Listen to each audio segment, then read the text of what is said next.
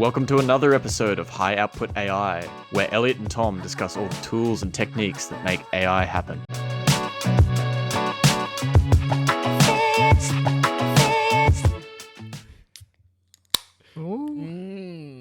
Guess what I'm drinking in your honor, mate? Is it I've had this in the fridge for like 3 months and I haven't wanted to drink it, but it's the only thing in the fridge. Is it a sour? It's a sour. Passion fruit sour beer.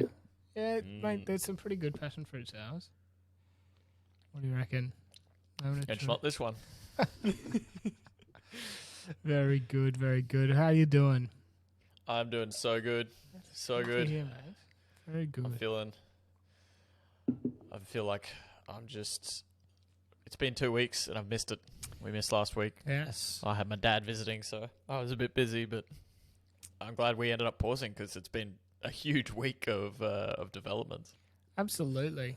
And, I mean, as you listening to this episode in the future already know, given that you clicked on it and read the title, but today's topic is, can we regulate AI?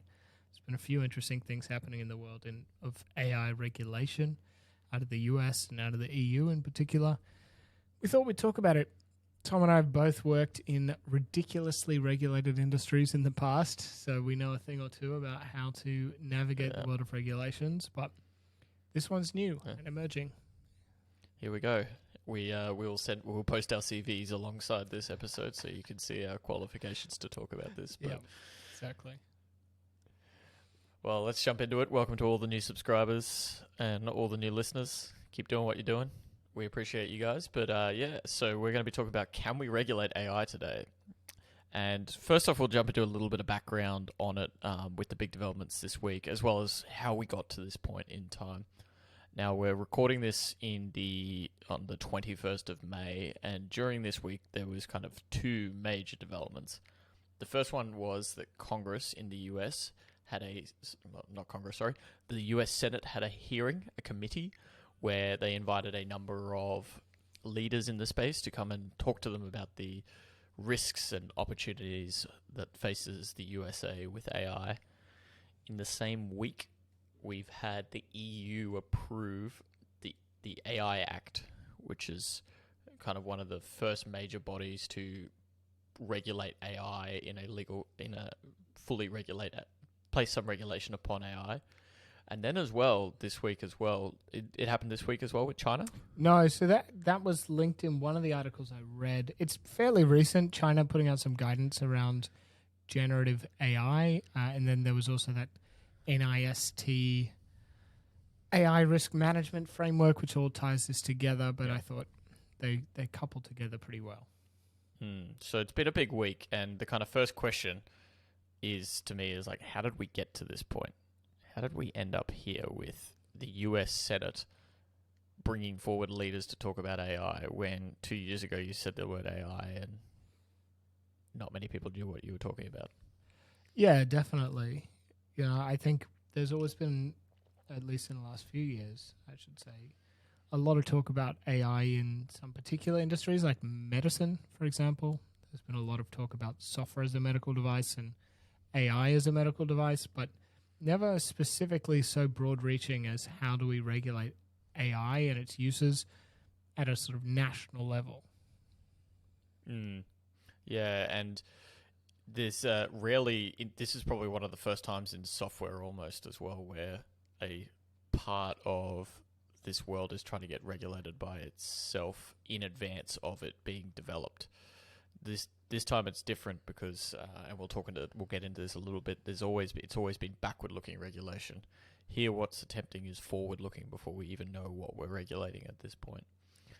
But if we jump into the timeline of it, so kind of if we look back as to when AI regulation started to become a thing, it all started back in 2017 with our dear friend Elon Musk called for regulation in the space. I'm not sure if you remember it, but this was about the time where everyone sat up and went, whoa.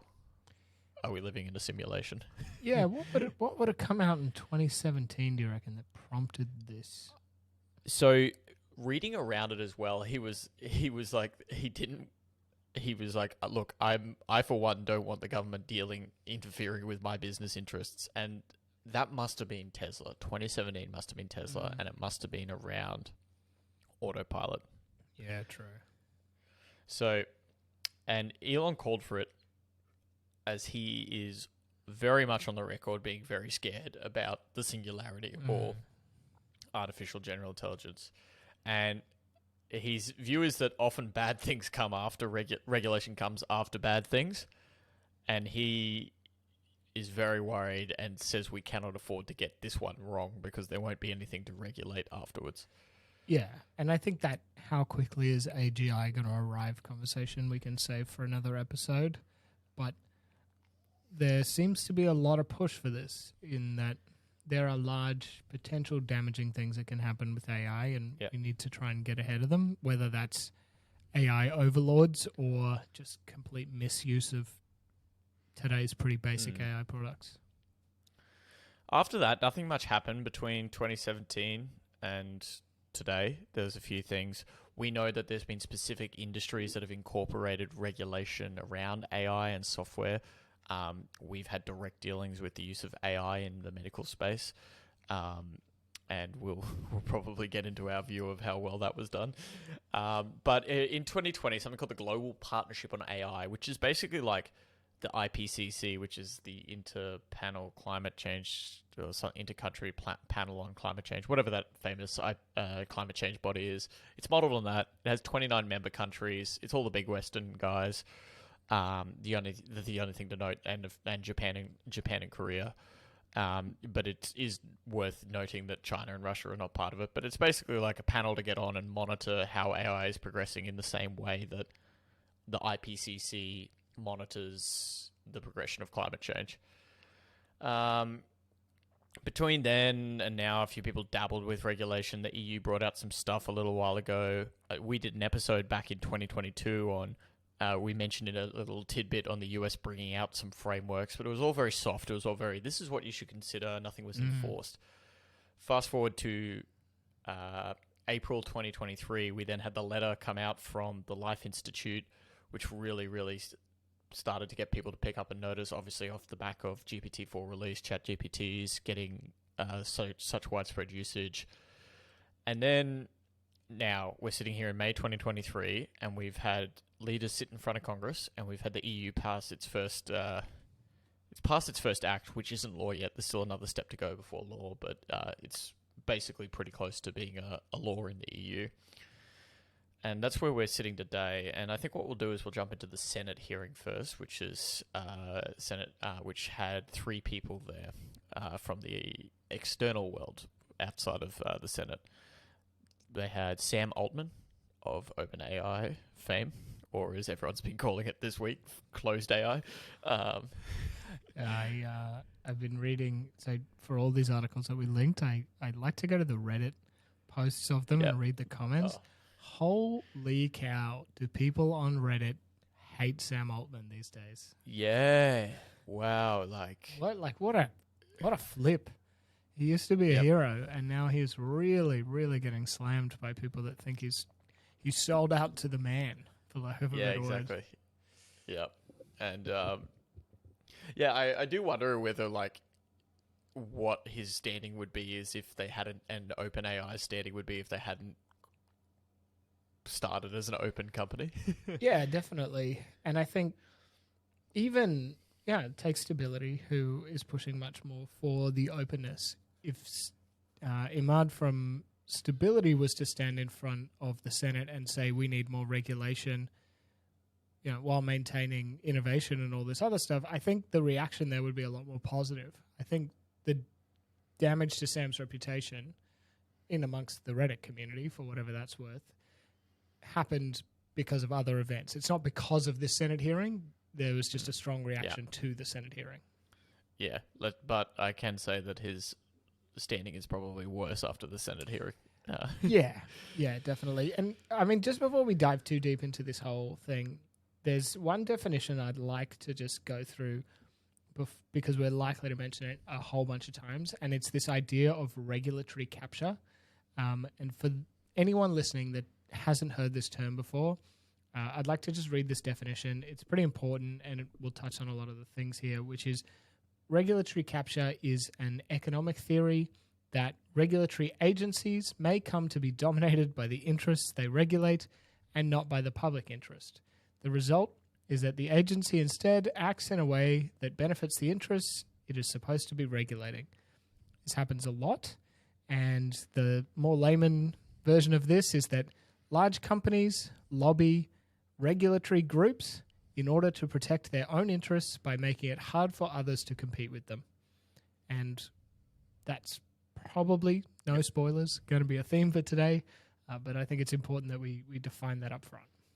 Yeah, and a good example there is where oil and gas, right, where a lot of the revenue from these places come from consulting or like providing opinions and stuff on these projects that they end up going ahead and completing. And so at the end of the day, they're like financial budgets, even though they're a government agency, are pretty dependent upon the people that they serve. Yeah. Sorry, the industry, not the public. Yeah. And we see it all the time.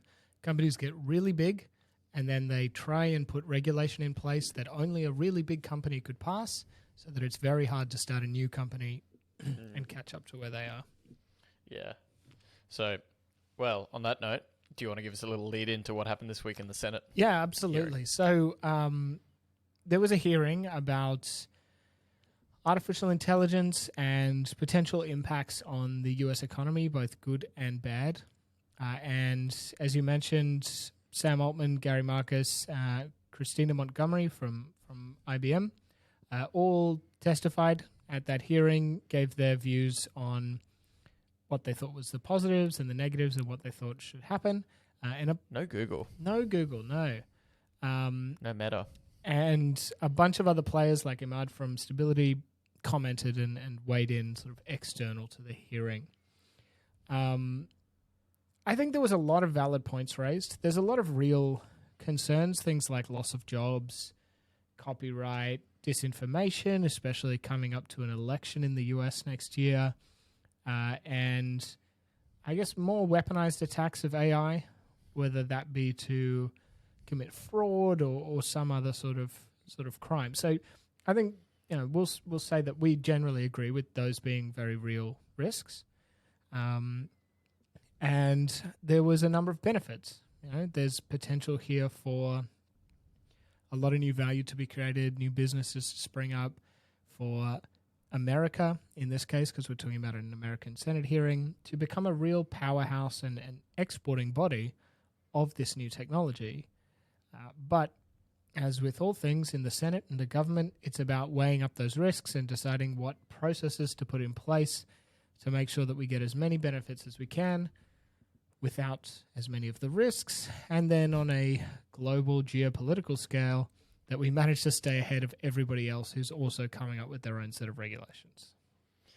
Yeah, there's a couple of things that I wanted to note here, more about the what wasn't discussed more than what was discussed. And to be fair, I watched the 45-minute distilled highlights rather than the 3-hour and 40-minute full version of it. But to me, things that weren't there was none of the major tech companies were there. Like, it confused me that Microsoft wasn't there. It confused me that Google wasn't there, Meta wasn't there, and to some extent Amazon or even Nvidia. Things like these major players weren't there.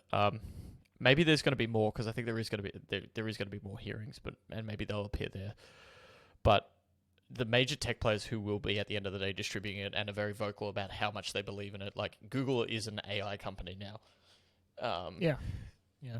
So I just wonder whether it was also because they've just grilled them on social media and stuff like that. So maybe they're giving them a little bit of a break.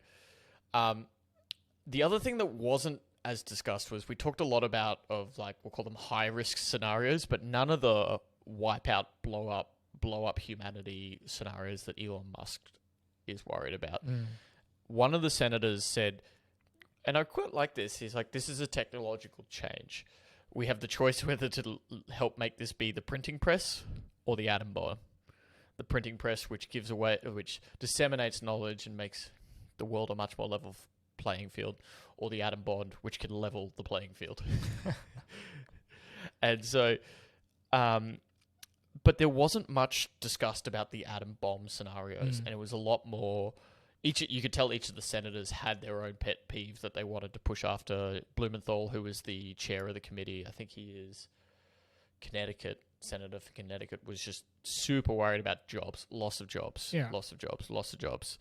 One of the other ones was very, very concerned about copyright infringement.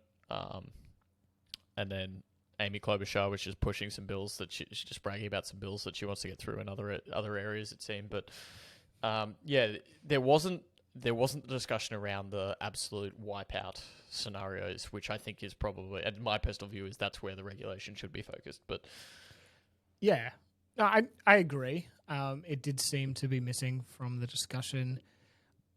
I think it's probably a foot in the door type scenario, especially from the likes of Sam, Gary, and Christina, trying to make sure that they are the leading voice in this space and starting small and not yelling climate change, which is a contentious topic amongst US politicians, even though it's well studied and well proven, coming up to an election. I think we've got to look at, especially this one in the US, all of this through the lens of an upcoming election and what people are willing to commit to prior to an election coming up, and how that aligns with the voting bodies within wherever their jurisdiction is. I don't know how many of these seats are safe or likely to be up for grabs, but it's got to be on everyone's mind. Yeah, so the kind of takeaways from this was that it seems that Sam Altman and Gary Marcus and the US Senate were in favor of some regulatory committee/agency being created to oversee the industry. That was kind of the main takeaway of the day. And what was interesting to a lot of people, but not that surprising, and we'll get into discussing that, I think, is that both Sam Altman and Gary Marcus heavily agreed with the senators when they were pushing for this agency. Christina Montgomery from IBM was quite a bit more against it, and had some suggestions for where she would like to see regulation go. And this is what Sam Altman's copped a bit of flack for in the Reddit community and other areas, is that he's come out and saying, yeah, we need an agency to oversee us. This is very dangerous. We need to be overseen. We need to be regulated. We need to be licensed, was the word that came up a lot. Yeah. And there was a lot of talk from the senators about we failed to grab the moment with social media. And Senator Blumenthal repeated that 3 or 4 times about learning from their mistakes with social media. And so these two things combined makes it sound like they're going to come in hard with regulation and or oversight to this world. So they're not sitting there in 10 years' time trying to... Well, they believe that they're not going to be sitting there in 10 years' time trying to figure out how Section 238 was written incorrectly and could be applied, or whatever the social media issue is at the moment. But it's been that kind of worried me, hearing those words.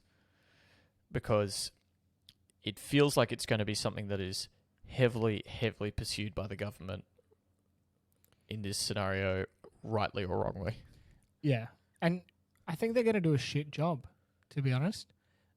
It's going to either be a bunch of rules that don't really make sense, it's going to be overreaching and slow down innovation, or it's just going to spin around in circles and waste a whole bunch of taxpayers' money doing nothing. I think there was some interesting comments from Imad from Stability saying that, sure, regulation is good, but there needs to be openness, open models, open data sets, public scrutiny, and really vying for grassroots innovation. Something we'll talk about a little bit more in this EU regulation is that if this messes up research, this messes up open source, it's going to be an absolute disaster. And one of two things is going to happen, in my opinion. People will do it anyway and assume that the laws really just apply to being able to slap large companies on the wrists and collect some money, or it's just going to stifle innovation and people are going to fall behind or move to countries and jurisdictions where this sort of stuff is possible. So, kind of takeaway, as we said, was this idea about creating an agency. Now, the question that everyone had from the back of this was, why did Sam Altman want an agency? Yeah. And I think And now, regulatory capture. talk us through that, Elliot. So the regulatory capture hypothesis here is that Sam Altman wants there to be an agency. He wants to have a say in that agency and align the interests of that agency with things that he, as a leader of a very large, very well-funded company, could easily pass. But anybody looking to start up and compete with him would have an extremely hard time doing. Now, that's not me saying that's what he's doing. That is the regulatory capture hypothesis around this. And we see it a lot. You know, Intuit has lobbied the tax laws in the US for an extremely long time. I think it's them. I shouldn't say that in case I got the name of the company wrong. But to make personal tax filing extremely difficult and complex, because then they can sell more software. And this is an interesting angle off the back, especially as we talked about, I think, last week, of Google coming out and saying nobody has a moat in this space. Open source will mean that everybody has access to these tools. It'll be easy. Everybody can use it. Everybody can develop their own. You've just got to have really good products. And OpenAI doesn't really have products. They've got ChatGPT, which is a product, sure, Now available in the App Store. but it's going to have to be merged into other things, as we discussed last week. So they're trying to build moats. When you don't have a moat, you try and dig for one in any way that you can. And I feel like this is digging for a moat. Yeah. The about 3 minutes into this hearing, I wrote down in my notes, OpenAI is going to be fine. Yeah, maybe. Well, sorry. OpenAI is not going to be stifled by regulatory. Oh, yeah, regulatory. of course. Yeah, if this goes through, Yeah. it'll help them rather than hinder them. Yep. And if you think about it, there's kind of like two ways to think about why Sam Altman would do this, right? The first one is that, as someone said, he wants to pull up the ladder behind him. Mm. He's made it. Yep. He's got his 10 million big ones in the bank. He's got his model out. Right. Now let's make it hard for anyone to follow me. And I got a head start from the funding point of view, and I got a head start from the regulatory point of view. Let's pull the ladder up behind. It's very nefarious. I don't really believe that that's true with Sam Altman. He seems like a pretty decent human being at the end of the day. Not that I know him, but the other end of the spectrum is that he truly believes that this is so dangerous that it needs regulatory oversight, which I also don't believe, because he's sitting there still working on GPT-5 as we speak, and would continue to work on GPT-5 if the government said, nope, we're not going to regulate this, even if he desperately believed that regulatory need to happen. And so then you kind of fall somewhere in the middle, right? As to, like, he's somewhere in between those two, where he does believe, but he also does have a shareholder and open interest to protect within OpenAI. And the question is, why would he do it? Now, he can either then choose to combat this regulatory hearing. He could, not turn up or decline the invite and then be forced to come. He could do, but then he becomes the lightning rod, or the martyr. Yeah. He will be crucified by the US regulatory committees. They will go after OpenAI. So instantly he's put in a world where it's like it is smarter for him to play along. And then you add in the other reason there, which is he's now in the ear of the committee telling them which way to go. He's the expert in the room. Yeah. These people look like the committee members don't exactly look like they are that fluent in how to implement transformers. And so who are they going to be relying on? People like him. So of course you want a seat at that table, because the table will be dictating the future. And sure, there might not be too many nefarious reasons in it where he's like, I'm doing this to absolutely cement OpenAI's position. But really, it's going to be hard for him not to suggest ways that will favor OpenAI and disfavor other people. Yeah, I would agree. I think there's also a less direct but likely equally as important aspect to this, which is what this does for the public-facing reputation of OpenAI, who may want to start working with large enterprises to implement new complex products in a very B2B enterprise-level sense. If he's on the record saying this stuff, it's good for shareholders to trust him. It's good for large corporates to trust him. If he wanted to implement ChatGPT within the IRS, sitting here saying regulate the hell out of me is probably a tick in his favor. It's not going to win him the contract instantly, but he can't come out and say, let me be a cowboy, also give me government contracts.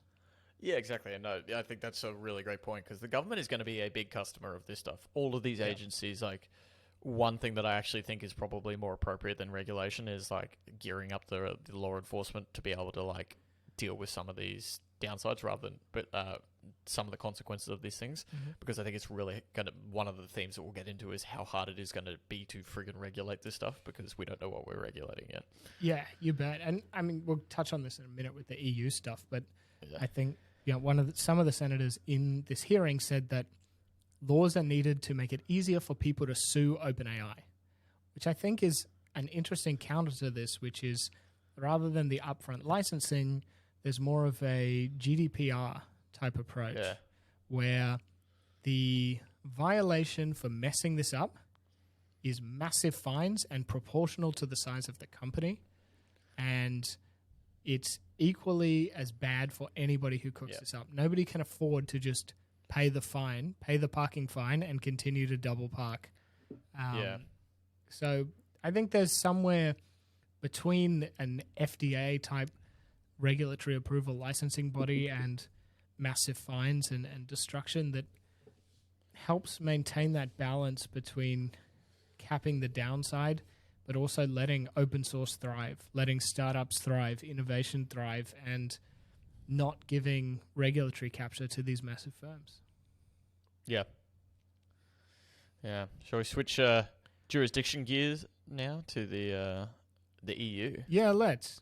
So this was another one that came out this week. It was the European Union's AI Act. It got through one stage of its approvals. It's not law yet. There's still a few more steps to go, but it's really, I guess, an acceptance of the first draft, and the finer details will be ironed out from here. There may be large sweeping changes. It could still get pulled, but there's at least some agreement within the political bodies in the EU that says, yeah, this is the kind of direction we want to go. So let me summarize this one as quickly as I can. It's an act covering all of the EU, which applies to anyone placing AI on the market or putting into services AI systems within the EU, irrespective of where those providers are established. So it would apply to US companies trading in Europe. The users of AI systems located in the EU, which is an interesting one, and providers and users of AI systems that are located in a third country where the outputs of the system is used in the EU. That one is very strange, which is if ChatGPT wrote something in Australia and is hosted in the US and then I emailed that to my friend in Europe, this regulation would apply. Yeah, you can see it like also in the generative space as well, right? Where someone uses a model that was created in the US, produces it in Thailand, and then sells it in the EU. So there's a lot in this document, but it's a lot around fines and restrictions. So fines are proposed on a sliding scale, they say, with the most serious contraventions carrying fines of up to 30 million euros or 6% of total worldwide annual turnover for the preceding financial year, whichever is higher, which is kind of nuts. Yeah, especially if you're Google and your first quarter revenue this year was 70 billion US. Yeah, exactly. Exactly. And I think, that's a similar tactic to GDPR. It's those fines can be slapped on to anyone, and they can get pretty hefty. The Act itself breaks things down into risk levels. There's unacceptable risk, high risk, limited risk, and minimal or no risk. And that covers things like foundation models and the use of actual end products. They list a couple of unacceptable risks, which I'll just touch on, and then we can pause and start to discuss some of this, which is AI systems using subliminal techniques, manipulative or deceptive techniques to distort behavior, AI systems exploiting vulnerabilities of individuals or specific groups, biometric categorization systems based on sensitive attributes or characteristics, AI systems used for social scoring or evaluating trustworthiness, AI systems used for risk assessment predicting criminal or administrative offenses, AI systems creating or expanding facial recognition databases through untargeted scraping, and AI systems inferring emotions in law enforcement, border management, the workplace, and education. Those are the unacceptable risks. Or some of them. Is it acceptable to create an AI to destroy humanity? I don't see that on the list. Yeah. I mean, hopefully that one's just that's minimal. a given. Yeah. Negligible risk. But minimal to no risk. Yeah, it's an interesting one. I think. I mean, obviously there's going to be more, and it's going to come out in the nuances. But I think for so many of these, like let's take the first one, which is AI systems using subliminal techniques or manipulative or deceptive techniques to distort behavior. Yeah. I feel like that could be an accident. Yeah. That could be or like, just what if you're making like a weight loss app or something like that? Yeah. Things that are just trendy, the zeitgeist, is TikTok's algorithm doing this because it favors videos about drinking more orange juice than apple juice, and that leads to more orange juice sales? I don't know.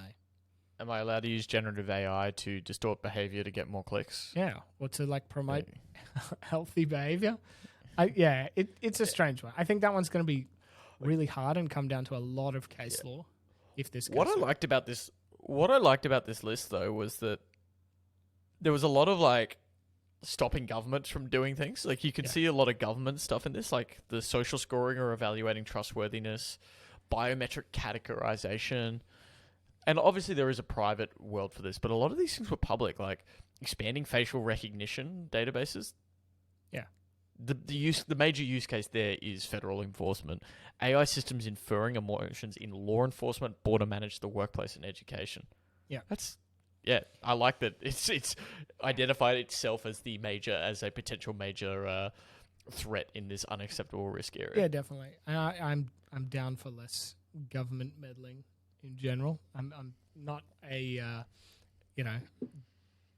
destroy all governments and have one person in charge kind of person, but I think yet. Yeah, just wait. I'll hit 35 and then get real conservative. But I found a couple of crazy things in amongst all the responses to this and looking into some of the docs. Number one is that R&D and clean energy systems in the EU are completely exempt. So AI can be used for R&D or clean energy production without complying with this system. So if I manipulate the public into cycling on bikes and collect the energy they produce, it's fine. Happy days. That episode of Black Mirror can come true. Play on. And I Play meet on. the regulatory requirements.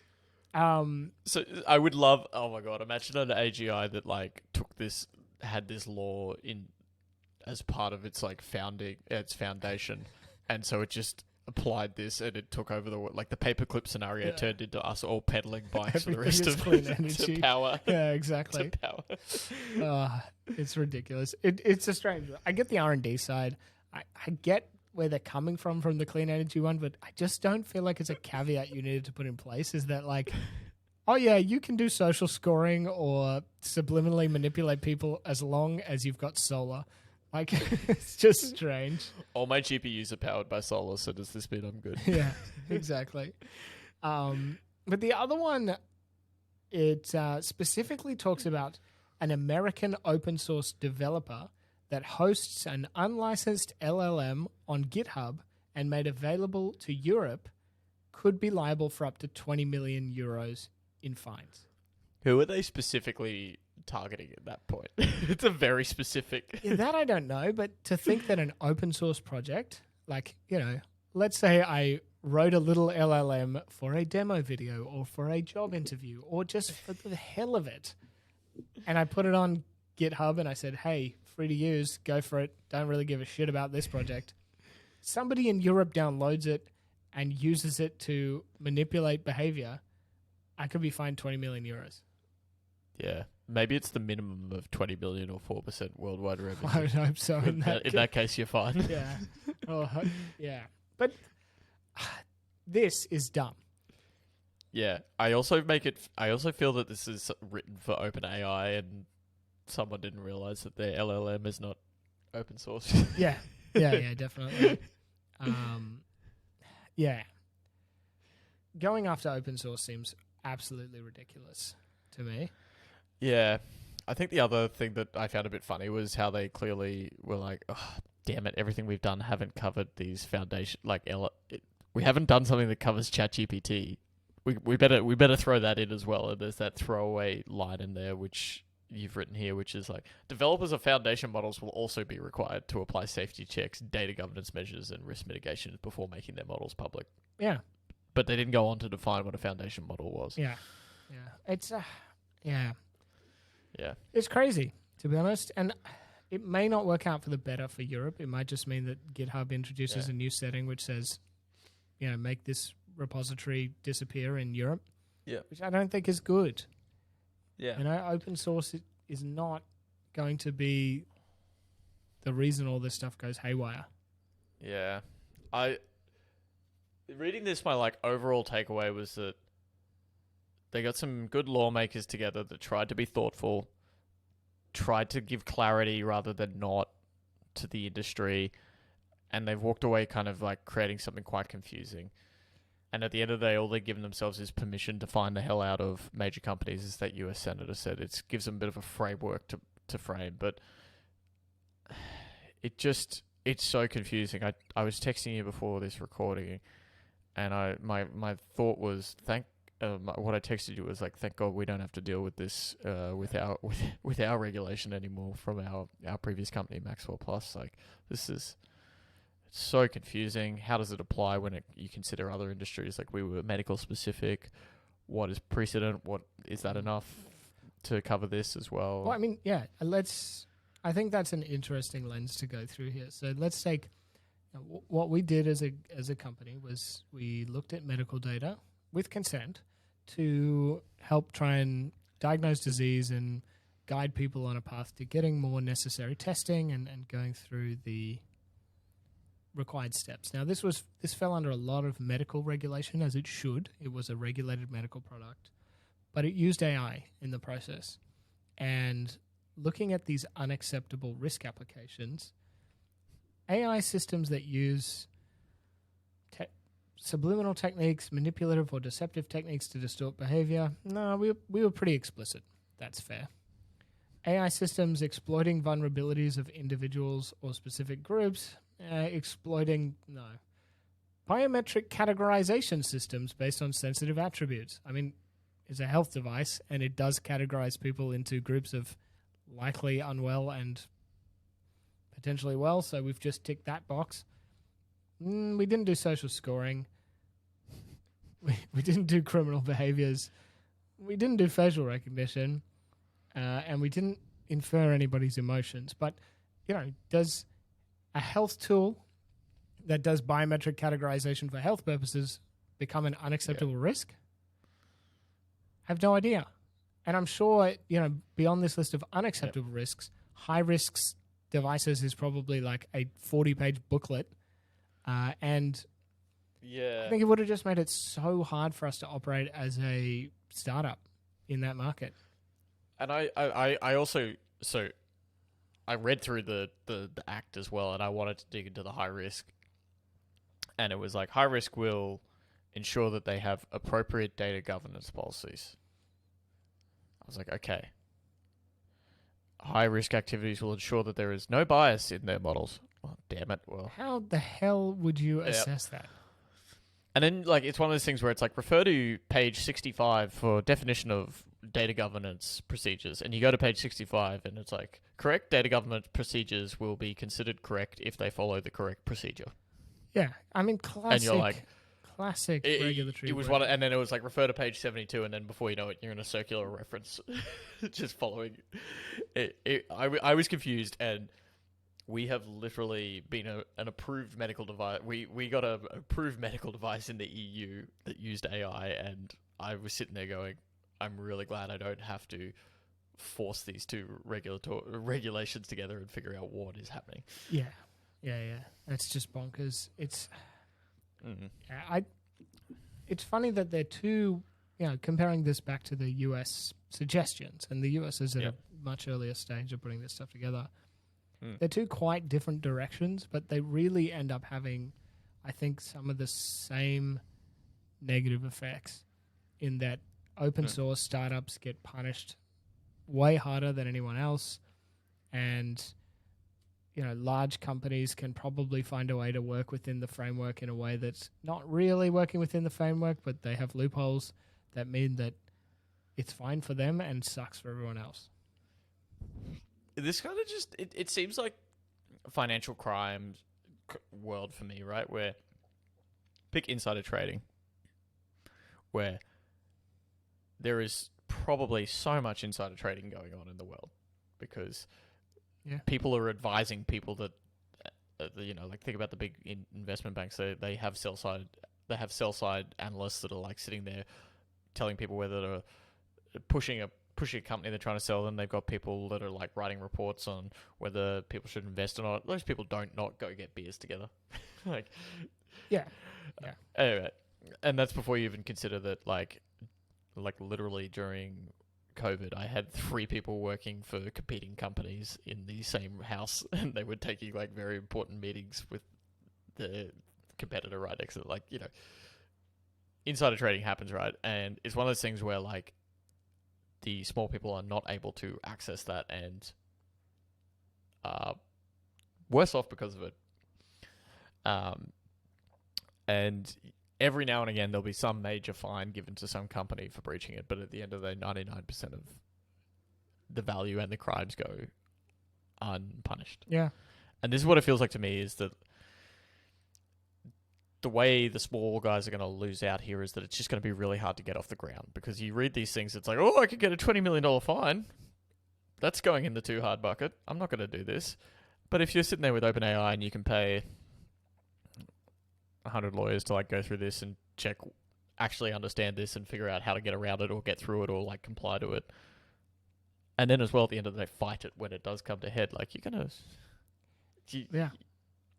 and just put $20 million in a bank account and be like, we'll just be prepared to pay that. Yeah, definitely. And I mean, I'm sure there's startups that are like, yep, we could definitely comply with this. Easy peasy, I've read this back to front. I'm really confident. But who's going to fund a European startup wanting to operate in Europe on the risk of a $30 million fine? It's just one more reason to say no to something, which I think is, that sucks. Yeah. But I think, interestingly though as well, that this like open source is both taking a hit here, but it's also the way around all of this. The way to like work through this is to work in very small, discrete projects individually, collectively, and kind of staple them together. Yeah. I mean, I don't know. I think, you're absolutely right. Like, if you could really open source these projects in a way that they can be independently verified and scrutinized. People are so good at finding vulnerabilities in software, even when they're not open source. People are crazy at reviewing source code and pointing out shitty behavior. I think if this stuff became major, people would find the social scoring, the risk assessments on criminal activity and all that sort of stuff that would otherwise be a threat, and point it out, and then we can deal with it then. Yeah, I had a little section for us originally in this, which was crazy ideas on ways to regulate this. Yeah.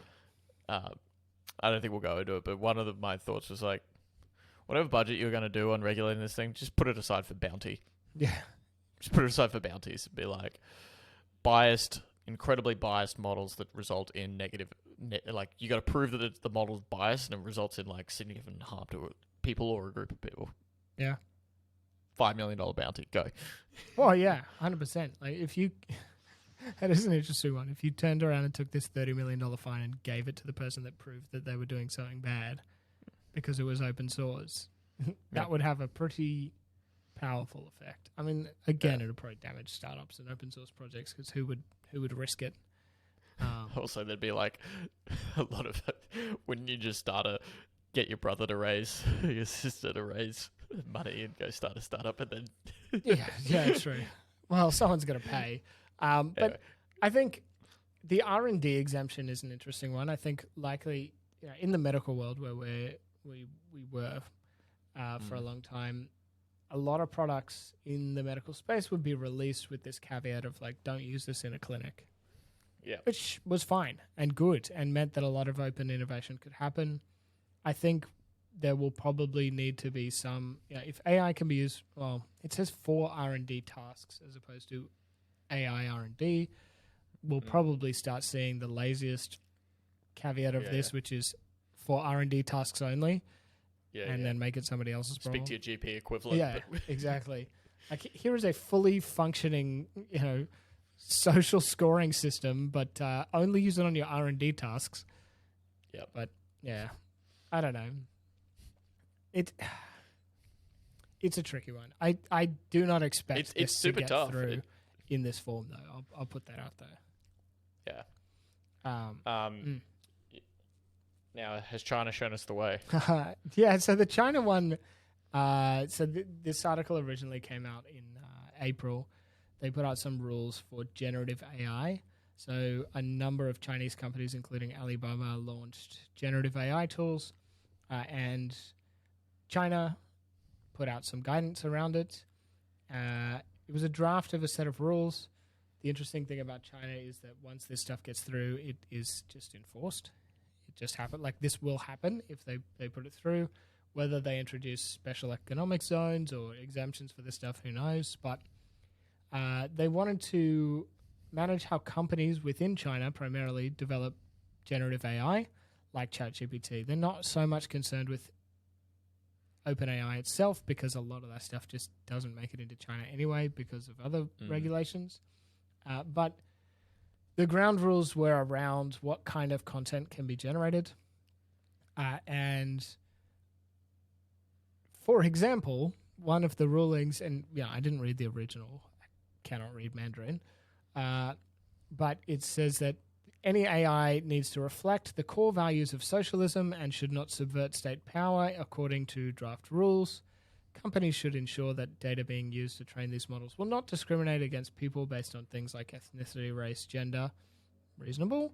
But they should not also generate false information, which false information and politically sensitive information are extremely close concepts, which, I've not operated in China, but I think that would be an interesting one to have to contend with. Yeah, I think the CAC's definition of false might be different to other people's definition of false information. Potentially dynamic as well. It may not be a static concept. I mean, that's another approach, is basically make it align with governments. And, the government within China is obviously very different to the EU or the US in the way that it operates and disseminates laws and regulations. Yeah. But it's kind of interesting that between the US, the EU, and China, it's a lot of the world that has just said, we need to be on top of this. Yeah, absolutely. And I think there are some interesting opportunities, I think, for potential countries to come out with more open source / startup favoring regulation that makes them an AI mecca. So let's say India came out and said, they've got more people than China now, and they said, in India, we've really worked to make sure that AI is well regulated, but we know it's going to be huge and we know that open source is important. Yep. So we're going to put these regulations in place. Come and start your AI company in India. Or Yep. The UK, which is now no longer part of the EU, says, Yep. well, we're going to do exactly that. Or Japan or Australia. But that's not going to happen in Australia. We're all... Hey, the government put $19 million in the 2024 budget towards AI. Oh, good. Yeah, it's probably just paying one EU fine for accidentally socially credit scoring someone. I think there is a chance there for somebody to come out with a really favorable set of regulations. I think people are going to have to be careful about it. I mean, the EU one's tough because it doesn't really care whether you're in the EU or not. But, we saw this with, I shudder to even talk about it, like Web3 and crypto. There were some very sort of favorable countries around a lot of this work. I think that was... El Salvador, right? Yeah, something like that. I mean, it was mainly vaporware, the stuff that was happening there anyway, so it didn't really eventuate to anything. But AI's been around long enough and has had enough of a track record that I think, if India or Canada or the UK put in place some very favorable places for open source and for startups, that could be extremely lucrative. Yeah. I think the difference between this and crypto is that there's 4 of the biggest companies in the world sitting up saying this is very part of our future. Yeah, 100%. And did you see that thing where it was like the top comment on Hacker News on Sam Altman? It was like, and someone just posted like, didn't Sam Bankman-Fried literally just do this with FTX, where he called for regulation in the space? Yeah, and look, it's not an uncommon thing. It's not like Facebook hasn't sat down for social media hearings. And sorry, I should say Mark Zuckerberg, not the entire Facebook corporation. All its members. Yeah, this happens all the time. There's a lot of calls for regulation around things for a variety of different reasons. I don't think Sam Altman is committing large-scale securities fraud as a difference. So I don't even know how they would with ChatGPT. I guess maybe give us access to your share trading portfolio and we'll manage it while you're away. And then just funnel all the goods to OpenAI. I don't think that's happening. Oh my God, they both have the same first name. It's a conspiracy. Maybe they are the same person. Maybe they're both just an AI called Sam. Yeah. Segment anything. That was a good podcast, and they were referring to Sam, and they were like, wait, Sam Altman or... No, Segment anything. Yeah, which is built by Meta. Then it all ties together. Oh my God. Next week on Elliot and Tom wear tin hats. Yeah.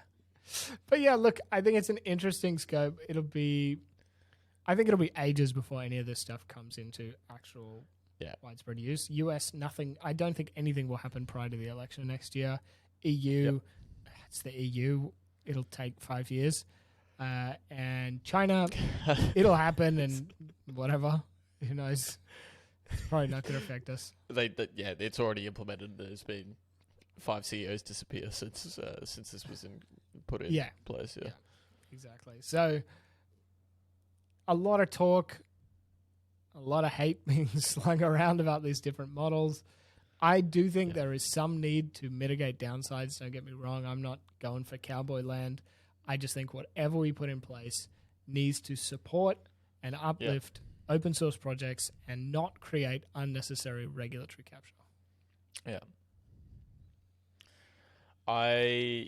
And I think that leads into a good question here is like, what happens if we get this wrong, right?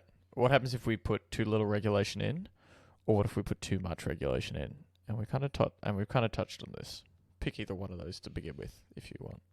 I think too much regulation is probably the easier and more concise one to talk about. Is that people go elsewhere, people do it anyway, or we just completely stifle an entire nation's worth of innovation because of it.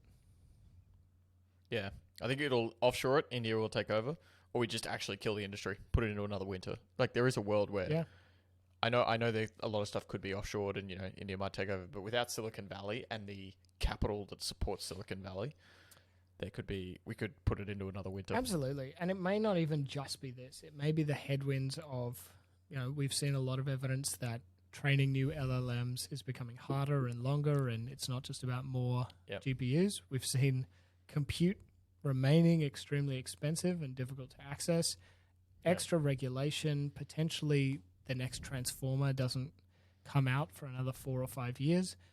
Those things compounding could absolutely crash us into another AI winter. Yeah.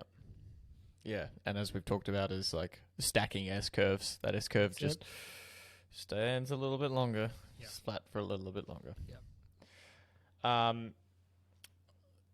So I've been thinking about this as well as like what would I like to see in the regulatory space. And we can just spend a couple of minutes on this because I think we are both on the record saying we don't know how to do this and it's very difficult. There's a few things. It's really easy to sit there with principles to talk about. But I was thinking about like my big thing is this like the atom bomb cases. That's why I want an agency. Like how do we prevent the atom bomb? And then I think beyond that, it's like guiding principles for the other stuff. And I do think as well that there is a big rush to just regulate here. Mm-hmm. Like we gotta regulate. We need laws. But as a lot of people have pointed out, there's a lot of existing laws that can be applied in these situations. Like if you use AI to commit a scam, that's still a scam. Yeah. You're still going to be done for that. Yep. And so, yeah, for me, I was thinking about how would you regulate these atom bomb cases? Because we don't know what we're regulating here, and it's not like we have restricted equipment that we can stop or things like that. And so, yeah, is there any kind of like tactics or thoughts or areas that you have for these powers that be as they wade into this murky area? I think some of the atom bomb cases, as you say, can be controlled by really strong ramifications if it happens. The unfortunate thing there is then it happens. You don't want to just, send somebody to jail after they've dropped a nuke. You want to prevent it happening in the first place. I think one of the points that is really important is protection of private data. I think laws around that could become a lot of the foundation of keeping this in check. So you can't scrape my shit and use it without my permission. And then that starts to get into questions about Wikipedia and YouTube and pulling data from those sites, and maturing some of the laws around that would help, I think, at least set us up towards a future where there's compensation in a market for access to data. So, hey, I'm going to tick the box on my YouTube videos. That means Google can scrape them for an additional, 2% of ad revenue. 100%. Yeah. That's fine. I'm willing to make that transaction, but it's not like, go through every email I've ever written and use it to generate an LLM that can serve me more specific ads. Too late. They've already done that, mate. Oh, 100%. You're done. But I think people should have many more options to opt out of this stuff. The GDPR's right to be forgotten is a really interesting framework here, which is under GDPR, you need to be able to tell a company, forget me, wipe me from your system. And if it turns out that you haven't done that, there's a huge, huge fine. I think as an individual, you need to be able to say, I'm opting out of being in a training set. Yep. Accept all cookies or reject all cookies equivalent. Yeah. Yeah, I like that. I was thinking around this atom bomb case, right? And I was thinking there's probably a correlation with size and these atom bomb cases. Because I've been thinking in a world of being like, yeah, sure, like, but we just don't know what we're going to be regulating, right? Like, sure, there's a world where LLMs could turn into AGI. There's a world where LLMs could be used for very, very nefarious things. But to me, I think they're all going to require a fair bit of scale. Yeah. And to me, I was then thinking, okay, where is the point that you can control these models? And it's not at the developer. Like, you can't control every developer in the world. But there is one tool that is generally concentrated, and that is the GPU. Yeah. Interesting. And don't get me wrong, you could do the slow methodology of acquiring 10 million GPUs one at a time from individuals on secondhand marketplaces. But at the end of the day, to do something massive, you would either need to be working with a cloud compute provider or with the chip maker directly to purchase. And I think there's probably something in there which, like, at certain scales, you just need to know your customer, if that makes sense, which is the KYC, which comes from the international fraud, money laundering kind of stuff, which is, and they've done it well, and they do it with everybody basically. But there's, at the end of the day, if you're using compute, like, we just want to know that who you are, and almost that is enough as itself and that might be the simplest, most acceptable form of a license, which is, maybe similar to your driver's license or whatever else. It's like, hey, just do a little bit of work to show us that you're not, or maybe not a driver's license. Let's say a builder's license, which is if you're going to do work in this space, you have to put your builder's license on it and say, I'm licensed to do this. Doesn't stop you doing anything, but it does mean that if it fucks up, we can point it back at you. And if you built an open source project under a license that said, hey, this is just an open source product, I make no guarantees about this, it shouldn't be used for anything, then that is what it should be used for. If someone takes that and misuses it, that's on them because they're operating under that license. And back to the GPU point for a second, I think there is some potential there as well. If you needed, to be able to reserve above a certain capacity on AWS or whatever else, you have to just put your license number in. That could happen. Yeah. It could be non-restrictive. There is a version of licensing that I think works. Interestingly... And that's it. It's not restrictive. It doesn't say you can't do it above this. It doesn't say you need to fill in 10 forms to do this. It's like, if you want to do this, we just need to know... Yeah, we just got to... Basic stuff. We need a paper trail so that if something fucks up, we can run it back to you. Same as if you bought a fucking industrial centrifuge. They're going to write your name down. You might use that for very legit purposes, but if you buy an industrial centrifuge, they're going to write your name down, so you're not enriching uranium. And the same way that if I go online and buy a consumer-grade GPS chip, inside all of those there is firmware that means that it has to cut out after a certain velocity so that I can't build missiles. And if I want the military version that I can put on a missile, I need to buy that as a military organization, which I am not, so I can't. Yeah. And then I think the other thing that I think there's just like in this high risk space as well, there's like just some clear things that like if we try and solve for everything, we're going to create such general stuff like the AI Act did in the EU that it's just like impossible to navigate. I think like there's probably like 10 to 20 things that will cover a lot of the cases that we're pretty important that we care about. And like I think one thing that would fit pretty well in there is your right to be forgotten, which you mentioned. And I thought another one in there is like, and people have mentioned it, which is just like, you know what? People got to know when they're interacting with an AI. That's just a rule. Yeah, like this is AI. Yep, I am an AI bot. Just something simple like that. If you want to speak to a human, let me know. Yeah, or even sorry, there's no option to speak to a human. I'm okay with that, but I think you're right. Like where the use of AI is having a material effect on my user experience, I think it should be disclosed. Yep. And there's also stuff as well, like, around images and video. And don't get me wrong, this isn't going to stop complete disinformation. But, like, if you, just like news articles quote where they got the image from and provide the quote and they provide the link and they provide the source, just be like, you know what? We're just going to institute this. If you use AI to generate this article, just let everyone know. Yeah, 100%. That this was generated. Hey. If you're using it. Yeah, we used it to assess your resumes. It's like, cool. If we ever want to go back at you, we can say, hey, was this product licensed? What was the exact version number you used? Because there was a AI recall on that version of the model because it had extreme bias against people named Sam after listening to this podcast and hearing about the massive conspiracy. Yeah, exactly. Yeah. I think there is a version of this that is not fucked, that supports open source, that supports startups, but also, caps a lot of this potential downside. And who knows, to be honest, that may be where Sam Altman hopes we get. That may be where the EU is trying to get. There may be just different paths to get there.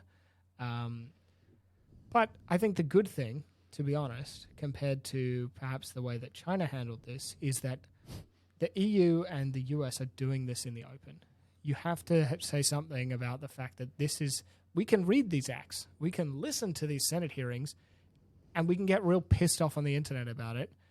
which, given enough people getting pissed off on the internet about it, can have a huge effect. Yeah. And for anything else going on here, all of the potential fuck-ups, and this should be the model for how this all ends up, open, transparent decision-making means that, in whatever form we want to classify it today, democracy is still doing its job. Yeah. It was a weirdly political episode. Yeah. Don't worry, we're going to get back to startups next week. Yes, we will. Back to the other things. I think this is important to talk about. There's probably it so is. a lot of people out there trying to work with this and thinking about the risks and benefits of adopting this within their company. So hopefully, listener, you found this helpful and interesting, and definitely reach out if you got thoughts on this. YouTube comments, Discord, anywhere else. We're keen to talk about this more. Absolutely. To end, I'm gonna end with a little bit of feedback that I received from one of our listeners this week. Mm-hmm. High Output AI Podcast is a weekly podcast hosted by Elliot and Tom, two engineers and entrepreneurs who are passionate about AI. The podcast covers a wide range of topics related to AI, from the latest research to practical applications. The hosts are knowledgeable and engaging, and they do a great job of explaining complex concepts in a clear and concise way. I highly recommend the High Output AI podcast to anyone who is interested in learning more about AI. Here are some of the things I like about the High Output AI podcast. The hosts are knowledgeable and engaging. The podcast covers a wide range of topics related to AI. Anyway, I'll pause there, but thanks to our new listener Bard for taking a look at this. Oh, very good, very good. I was going to say get that person to post it as a podcast review, but I don't know if Bard has that capability yet. Love it. But do drop us a review. Do drop us a like if you know what's going on. It helps us understand what everybody is keen on. I accidentally tried to review something and started playing an episode. But anyway, I think that outro music is probably signaling that this conversation has gone on long enough. Thank you all once again. Thank you, Tom. As always, mate, it has been fun. And we'll see you next time. Bye-bye.